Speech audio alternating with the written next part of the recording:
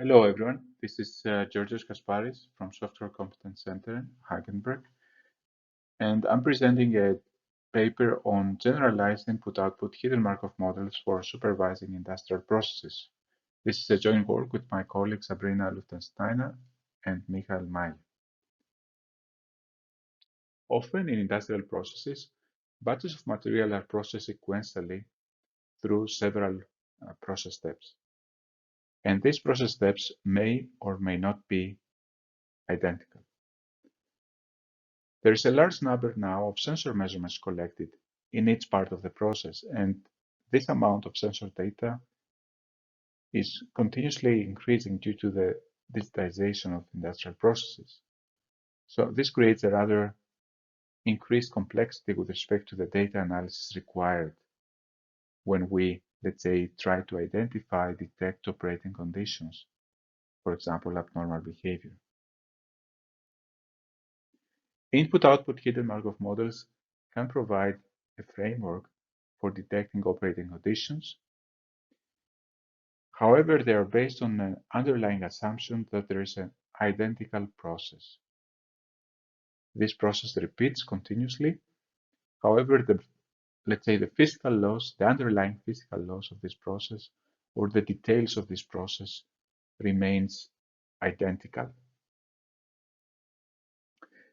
However, industrial process may comprise several non-identical steps that do not, let's say, are not based on the same laws, or they have different kind of phenomena that take place. To this end, we need a generalized version of input-output hidden Markov models in order to use such a framework in the context of industrial processes. In this figure, we see a schematic of a potential manufacturing line, which is assumed to be linear. In other words, we assume that the number of steps is going to be predefined and fixed. And in each of these steps now, we have several parameters, properties characterizing it. In particular, we have the material property specifications I. So these are parameters related to the batch item that's going to be processed. We have configurations or inputs U. This could be, for example, some parameters manually defined by the machine operator. We have sensor measurements collected periodically. And finally, we have states or operating modes X that we artificially assign to each of these steps because we try to characterize, let's say, the conditions under which this step currently operates on. And the main question here is what is X? As I said, X is a kind of artificially introduced in order to capture different regions of operations that we can, let's say, observe through the sensor measurement. Let's maybe consider a toy example where we have one sensor measurement, which is the energy consumption at a particular step. And this energy consumption takes either a high value or a low value. In this case, and assuming that this is the only two values that energy consumption can take, essentially it's sufficient that we consider introducing two operating modes, X1 and X2. And X1 is, let's say, matches the operation at the low energy consumption, and X2 matches the operation, corresponds to the operation at the highest energy consumption. So in principle, here we would like to develop methods with which we can infer with respect to the current operating mode. And at the second step, we would like to also create predictions over the states in the upcoming steps, because in this case, we would like to be able to predict, let's say, certain deviations in the operating modes that are non-desirable, which also can potentially be avoided by selecting the appropriate control inputs U. As we discussed in the previous slide, the objective here is to be able to infer over the operating conditions in each of these given steps of the process. And by following such inference-based approach to process diagnostics, we indirectly manage to classify over the operating conditions. And this is done essentially indirectly by the methodology, let's say in the Hidden-Markov models, through splitting essentially the feature space of the sensor measurements into different regions, each of which corresponds to different operating states. Through such a process, also we manage the dimensionality reduction of the original feature space. Instead of working directly with the possibly very large feature space of the observations, we work instead in the state space, which is significantly reduced. Third, we can generate predictions over upcoming operating conditions, and this is usually achieved, especially in hidden Markov models, through the structure that is indirectly introduced into the system, meaning the states of a given step would depend on the states of the previous step, and this introduced, let's say, Markovian property has a significant advantage in generating predictions over the upcoming the upcoming steps. And finally, which is a kind of also related to the structure introduced by the Markov property, we have the opportunity to provide state-based optimization. So instead of optimizing with respect to, let's say, the control inputs based on the whole feature, the whole observation vector that we observe, we can optimize with respect to the state that the current step is currently operating on. So again, this dimensionality reduction is beneficial not only for generating predictions and diagnostic, but also for optimization. In the remaining slides of this presentation, I'm going to briefly discuss the related work and contributions of this paper, and then we're going to discuss the standard form of input-output Hidden-Markov models, and then the challenges related to describing linear process lines, industrial process lines, and how generalized input-output Hidden-Markov models can help us actually model these linear process lines. Finally, the paper describes the training of such generalized input-output Hidden-Markov models. However, in this presentation, we're going to skip the details of such training algorithm. Starting with the related work, we should mention that Hidden-Markov models and input-output Hidden-Markov models have been used extensively to generate diagnostics, predictions, as well as optimization, and also in different kind of use cases. For example, in the domain of electricity prices, in providing and assessing the system health, or motion patterns in dynamic objects. The reason, and actually this is worth mentioning, the reason for considering hidden Markov models based, let's say, diagnostics here is because of the convenient structure that is introduced into the system that has multiple advantages with respect to how we generate predictions over time in the upcoming, let's say, process steps, but also in the future, in case we would like to optimize that the process, this Markov property is actually quite handy in providing even closed form solutions in several of these optimization problems, or for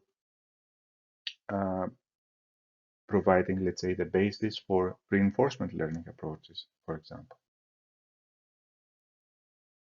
So far, there has been limited work on applying hidden Markov models or input-output hidden Markov models on industrial process lines, and the reason of that is primarily related to the fact that standard input-output Hidden-Markov models are not directly applicable to industrial process lines when we have multiple steps that are non-identical. So the main contribution of this paper is to introduce a generalized version of input-output Hidden-Markov models, which is specifically tailored for industrial process lines of multiple non-identical steps.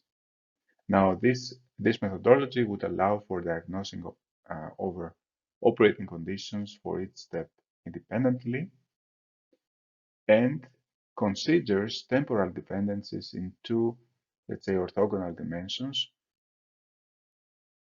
In particular, we consider temporal dependencies among steps that are sequential steps when processing the same batch item. So once the state or the operating mode of one step influences the operating mode of the next step as the same batch item is processed. And the second dimension of, let's say, such temporal dependencies is over steps over the same step when processing different batches. So, for example, when we process currently one batch in process step 1, this would be influenced by the operating mode of the same step, step 1, when processing the previous batch. Finally, we present a methodology that trains such input-output, generalized input-output Hidden-Markov models using time series data, and we provide actually the proposition and the analytical actually framework that demonstrate that the proposed training is actually at least suboptimal. So, in fact, the model always improves with respect to the capturing the observed time series data. The following figure shows a standard input-output Hidden-Markov model, which comprises sequential steps of an identical process. So this process repeats, the same process repeats every time interval t. And at each of these steps, we have a certain set of control inputs u, whose values might change over time, but the set of control inputs is always the same. And we observe a set of observations y, the values of which also might change with time. Now, each of these steps is characterized by a state variable. The set of the state variables here is assumed the same for each of these steps. Simply the values changes over time. When addressing the problem of diagnostics in manufacturing process line, which is here is assumed to be linear, the conditions are slightly different compared to the standard input-output Hidden-Markov models. The reason lies primarily to the fact that the different process steps may not be identical, meaning the underlying physical processes are different compared to the between steps. At the same time, there are temporal dependencies between sequential steps. The operating mode in step 1 is probably going to influence the operating mode in step 2. At the same time, there's also dependencies between batches, meaning the operating mode in step 2 when processing batch B+1, as is the case here, is going to be also influenced by the operating mode of the same step when processing the previous batch. This schematically is shown in this figure, where we have plotted by arrows the temporal dependencies considered in this analysis. As I said before, there are temporal dependencies between operating modes of sequential steps, as well as between the same step when processing different batches.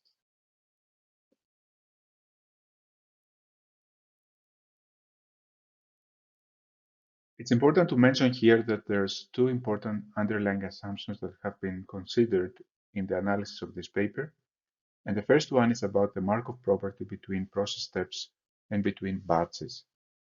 In particular, and as we mentioned in the previous slides, we have assumed that the operating mode in one of the steps, let's say in the step 2, will be influenced by the operating mode in the previous step, as well as of the operating mode of the same step when processing the previous batch. So in principle, we have assumed this Markov property between process steps and between batches. However, it's important to note that the same analysis can be extended in a straightforward manner in cases this dependencies is of higher order. In case, for example, there are dependencies that go beyond one step ago. In this case, there's actually a standard trick that we can employ where these higher order dependencies can be translated into one-step dependencies by simply extending the dimension of the state vector. At the same time, we also assume here that the sensor measurements follow some Gaussian distribution, and the parameters of this Gaussian distribution is also subject to the training of this Hidden-Markov input-output Hidden-Markov model.